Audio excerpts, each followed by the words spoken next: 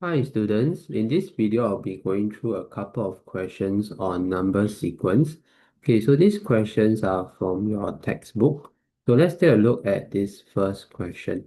Okay, so this first question is from practice exercise 10.2 question 2. Alright, okay, so let's read the question. So the diagram shows a sequence of figures formed using dots.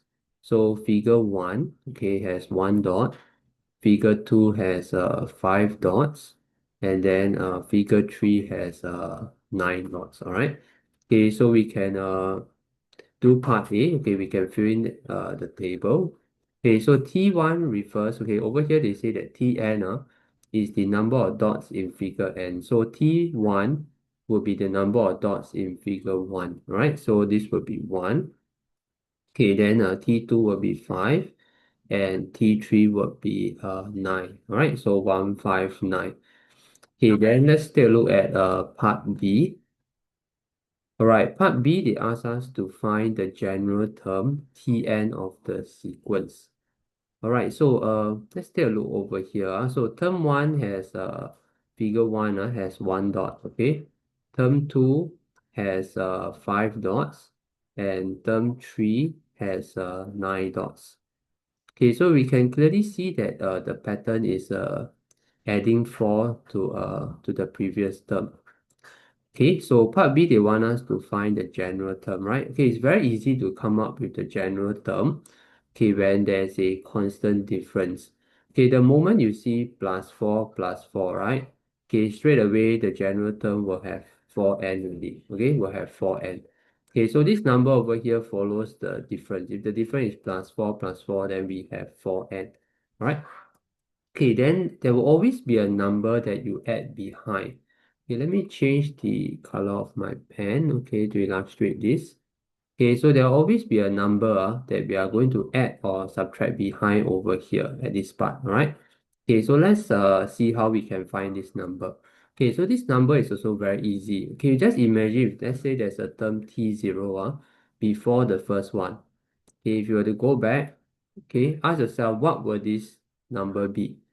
Okay, so it will be 1 minus 4, right? Okay, so it will be -3, right now? Because -3 plus 4, then you get 1, right now? So remember we are going in this direction, okay, when we add.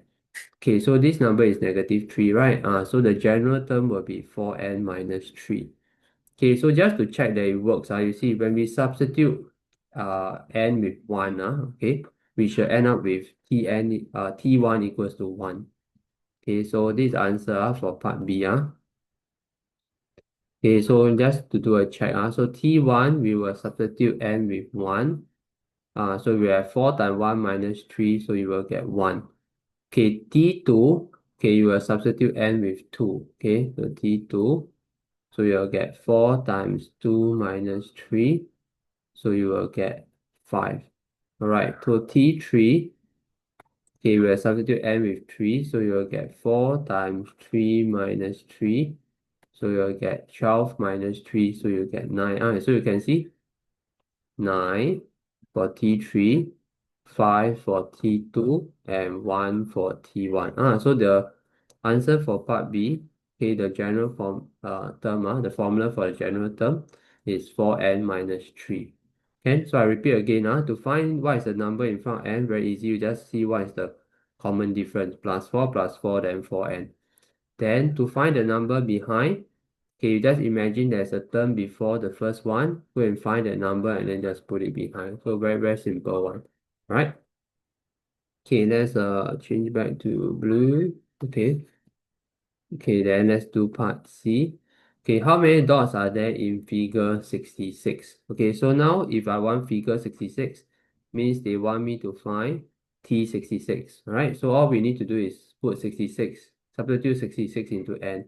So 4 times 66 minus 3, right? So just take 4 times 66 minus 3, so you get 261, all right? Okay, then which figure has 201 dots? Okay, so now they tell us the number of dots. They want us to find n, the figure number. Alright, so n is actually the figure number. You see, T1 is for figure 1. T2 is the number of dots in figure 2, all right? T3 is the number of dots in figure 3. Okay, so now they tell us that this Tn is 201. Okay, the dots is 201. They want us to find n, right? Okay, we have found the general term, the formula for a general term to be 4n minus 3. So all we need to do is put 4n minus 3 equals to 201. And then we solve this simple equation, then we will be able to get the figure number already. So 4n will be 201 plus 3, so 204. So n will be 51, right? So figure 51 has 201 dots.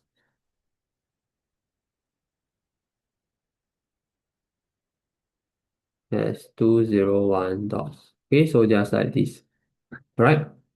Okay, just to extend your learning a bit, okay, so sometimes they may ask you a question like this. Is it possible for a figure to have maybe 300 dots? Okay, 300 dots. Okay, so to find out whether it's possible or not, right? Okay, all we need to do is we equate Tn to 300. Okay, if we can find a value for n, right, then it has 300 dots. Okay, so let's say we put so Tn is 4n minus 3, right? Okay, then 4n will be 303.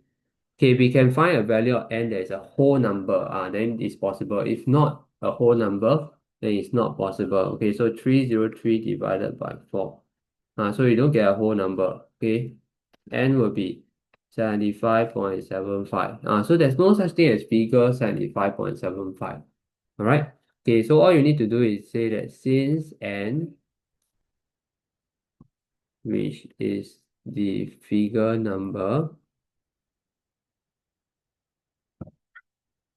is not a whole number, it is not possible for a figure to have 300 dots. Not possible for a figure to have 300 dots. Right? So it's not possible for a figure to have 300 dots. All right. Okay, let's do one more question on number sequence. Okay, so let's try this one. Okay, so this one is also from practice exercise 10.2. This is question 8, right? Okay, maybe let me shift this thing over here. Right? Okay. Right, so let's take a look at the question. Okay, study the rectangles formed by the small square tiles in diagram where n is the figure number. Suppose each side of a small tile is 2 cm. So each of these is 2 cm, 2 like that. Okay, 2, 2, 2, 2. Okay, 2 cm. Alright. And Pn is the perimeter of the rectangle. So perimeter is the outside one, okay? Okay, find P1. Okay, so P1 is the perimeter of figure 1. So you can see that it has 6 sides. 1, 2, 3, 4, 5, and 6. Okay, so it has 6 sides, alright? Okay, so it has 6 sides. Okay, so the perimeter will be 6 times 2, right? Okay, so this will be 12. So P1 is 12, alright? So P1 is 12. Okay, P2, okay, let's count how many sides it has. 1, 2, 3, 4, 5, 6, 7, 8, 9, 10. 10 sides. Okay, so 10 times 2. Okay, this side is 2 cm, so 20. Okay, then P3. Okay, one easy way to count. You count all the horizontal one first. 1, 2, 3, 4. Okay, 5, 6, 7, 8. Okay. 9, 10, 11, 12, 13, 14. Okay, you don't have to count inside. Inside is not the parameter. Parameter is the outside length only. Okay, the outside length. Okay, the exterior. Okay, so this one will be 14, right? Okay, so 14 times 2 equals to 28. Right? So 28. Okay, so now we have found the three values already. Okay, so now we have found the three values. P1 is 12, P2 20, P3 is 28. Okay, state the general term. Now that's why they say state, because it's very easy to find the general term. Okay, so remember what we did just now. Okay, let me write this more over here. Okay, P1 is 12, right? P2 is 20. Okay, P3 is 28. Okay, so maybe you want to pause the video and try yourself first and see whether you can find the general term on your own based on what we have learned earlier on. So you see here, okay, so plus 8 plus 8, right? So the moment you see plus 8, the general formula will be 8n already. Right then, so now what will be the number they add in front? Okay, just imagine there's a P0.